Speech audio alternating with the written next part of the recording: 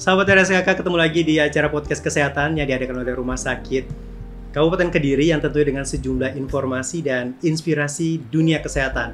Bersama saya Denny Wiharja dan dalam rangka memperingati Hari Stroke Sedunia pada tanggal 29 Oktober 2024. Dan di tengah-tengah kita juga sudah hadir dua narasumber kita, yaitu adalah dokter spesialis saraf. Yang pertama Dokter Sukoco, spesialis saraf. Selamat siang dokter. Selamat siang. Dan narasumber berikutnya adalah Dokter Wildan, spesialis saraf. Selamat siang dokter. Ya, selamat siang. Apa kabar dok? Alhamdulillah baik. Baik. Oke, dan di kesempatan pada saat ini juga kita akan ada rencana komunitas stroke di Rumah Sakit RSKK, yaitu SIMAK, Sahabat Remaja Melawan Stroke. Menurut data dari Survei Kesehatan Indonesia pada tahun 2023, angka kejadian terbanyak stroke yaitu ada Provinsi Yogyakarta 11,4%, Sulawesi Utara 11,3%, DKI Jakarta 10,7%, dan Kalimantan Timur 10,0%. Dan kita ketahui banyaknya dari penderita stroke, penyakit stroke, dan menurut usia juga, penderita penyakit stroke lebih banyak di usia lebih dari 45 tahun. Tujuan dari pembentukan SIMAK ini yaitu adalah untuk mempercepat penanganan stroke sehingga bila terdapat keluarga yang mengalami stroke bisa segera dibawa ke rumah sakit. Baik, untuk tidak lama-lama kita langsung berbicara nih dan berbagi informasi terkait dengan penyakit stroke. Dokter Sukoco, kira-kira kan orang kan banyak sahabat RSKK ini banyak yang belum tahu nih dok penyakit stroke. Nah, penyakit stroke ini apa sih dok? Sahabat RSKK, jadi yang dimaksud dengan stroke adalah adanya defisit neurologis atau kumpulan dari gejala yang diakibatkan oleh gangguan di saraf otak yang terjadi secara akut akibat kelainan aliran darah di pembuluh darah otak. Terjadi secara akut dan lebih dari 24 jam. Oke, baik dok. Untuk penyebab dari stroke ini kira-kira tuh yang seperti apa nih dokter? Jadi stroke itu dibagi menjadi dua, jadi stroke perdarahan dan stroke non perdarahan. Stroke perdarahan sendiri ada dua, yaitu ICH atau pecahnya pembuluh darah di otaknya, atau yang kedua adalah pecahnya di selubung otaknya. Yang kedua adalah SNH atau stroke non hemorragik atau stroke yang bukan karena perdarahan. Itu dibagi menjadi dua juga, yaitu trombosis dan emboli. Arti trombosis adalah kelainannya di pembuluh darah setempat atau kejadian stroke-nya. Kalau emboli adalah karena sumbatan yang dikibatkan oleh artefak dari tempat lain, bisa dari jantung, bisa dari karotis. Itu kalau ada plak yang lepas bisa menyebabkan terjadinya stroke. Terus dok, bagaimana gejala dari penyakit stroke ini dokter? Nah, jadi gejala itu bisa macam-macam tergantung daripada lokasi terkenanya. Ya, jadi klinis sesuai daripada lesinya. Yang berarti adalah kalau kenanya di bagian depan, di bagian frontal, maka gangguan kognitif yang akan muncul. Jadi perilaku yang berubah. Kalau kelainannya itu di otak sebelah kiri, maka penderita itu akan ada kelumpuhan sebelah kanan. Selain kelumpuhan sebelah kanan, sering diikuti oleh adanya gangguan bicara atau adanya afasia. Ya, jadi kadang tidak omong, tidak bisa bicara tapi tidak mengerti, kadang bisa mengerti tapi tidak bisa bicara. Itu artinya afasia. Kalau terjadi pada otak bagian belakang, tiba-tiba tidak bisa melihat. Kalau terjadi pada otak kecil, tiba-tiba penderita terjadi vertigo atau berputar. Itu gejalanya. Jadi semua fungsi dari otak itu akan bisa muncul ya. Jadi tergantung daripada letak daripada lesinya ya. Jadi kalau letak lesinya di depan tidak bisa ngomong, letaknya di otak kiri, maka ada kelemahan otak kanan, anggota gerak kanan. Kalau di belakang, kalau yang ke atas namanya occipital, tidak bisa melihat. Kalau pada cerebellum, maka penderita akan pusing berputar. Lalu faktor resiko dari penderita penyakit stroke ini yang seperti apa ya dok ya? Begini sahabat RSKK, jadi kalau orang itu mempunyai faktor risiko, kemungkinan untuk stroke itu lebih besar kalau kita mempunyai semakin banyak faktor risiko akan terjadi stroke. Faktor risiko dibagi menjadi dua, yaitu faktor risiko yang bisa diobati dan faktor risiko yang tidak bisa diobati. Yang tidak bisa diobati yaitu genetik atau warisan. Ya, jadi kalau orang tuanya kena stroke maka kemungkinan juga anaknya kena stroke. Yang kedua adalah ras, yang ada jenis kelamin, ya, umur itu tidak bisa kita koreksi.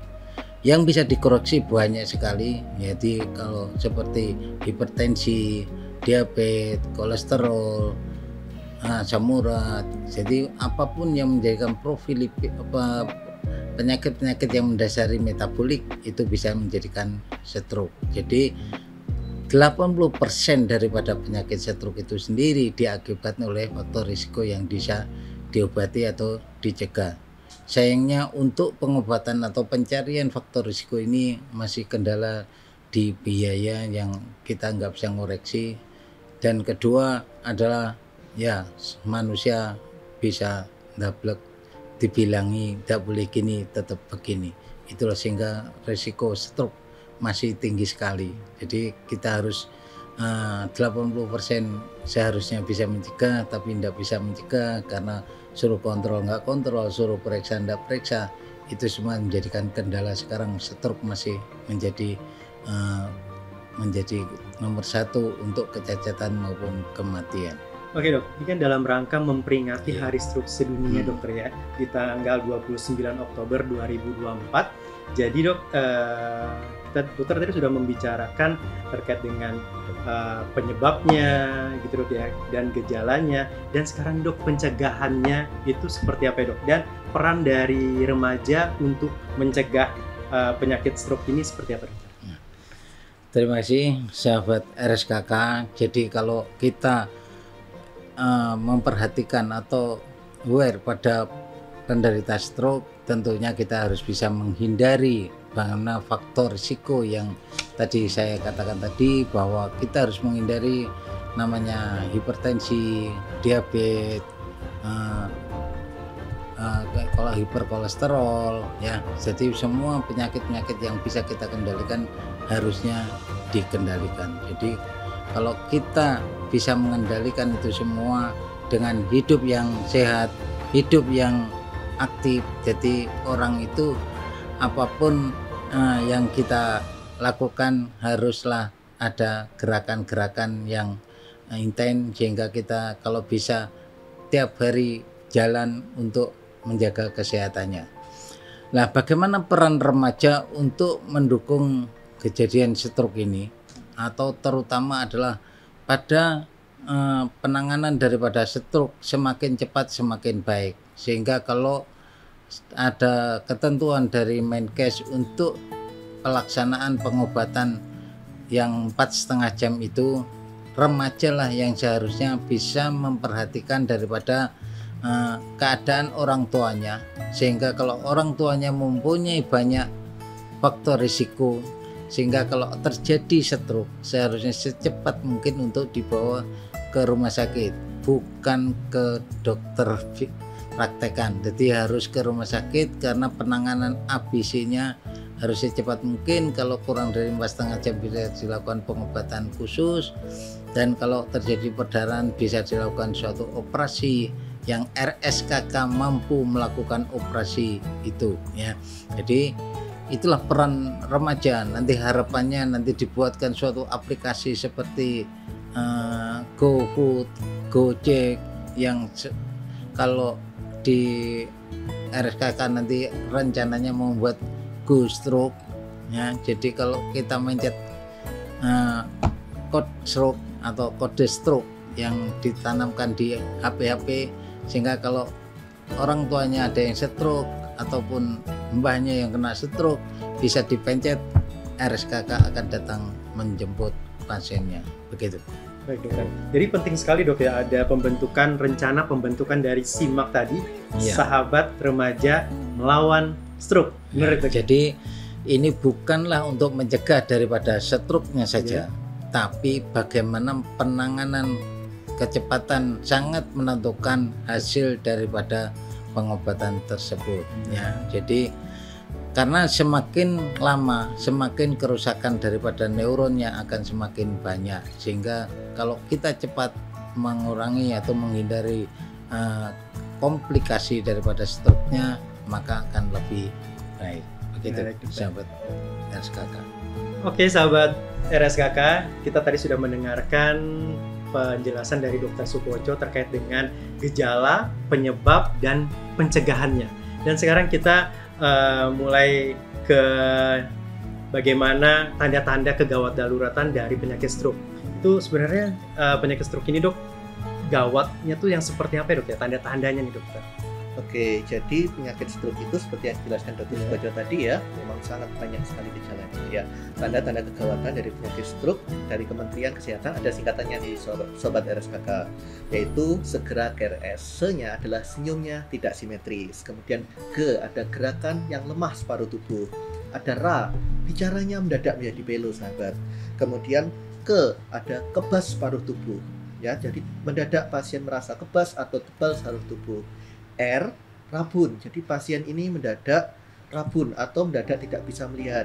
Dan S, pasien mengalami sakit kepala atau kesadarannya menjadi turun. Jadi ketika ada tanda-tanda seperti itu, awas, salah satu yang muncul, hati-hati, ini mungkin kegawatan dari suatu penyakit stroke itu. Oke, Dokter Wildan, tadi dokter sudah menyinggung segera ke rumah sakit. Nah, sekarang ini dokter, untuk tadi sudah kita berbicara tentang tanda dan gejala stroke ya, Dok. Nah, yang sobat RSKK ini bingung kapan harus ke rumah sakit nih, Dok?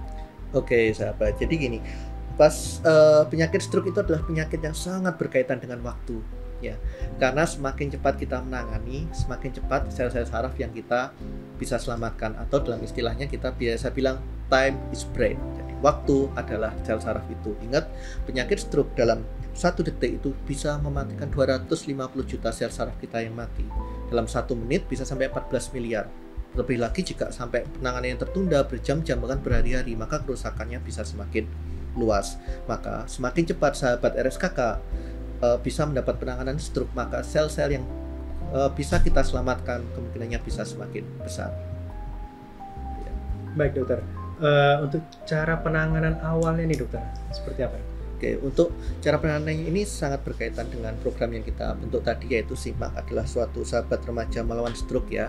Di sini nanti harapannya sahabat-sahabat sekalian ketika menderita penyakit stroke itu segera bisa menghubungi ke rumah sakit terdekat ya, rumah sakit, tapi ingat rumah sakit yang bisa melakukan penanganan stroke di awal.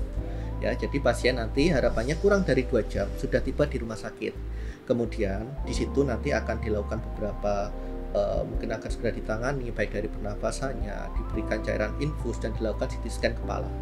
Nah, dari CT scan kepala itu nanti kita bisa tahu apakah ini stroke yang tipe perdarahan otak atau tipe-tipe yang sumbatan.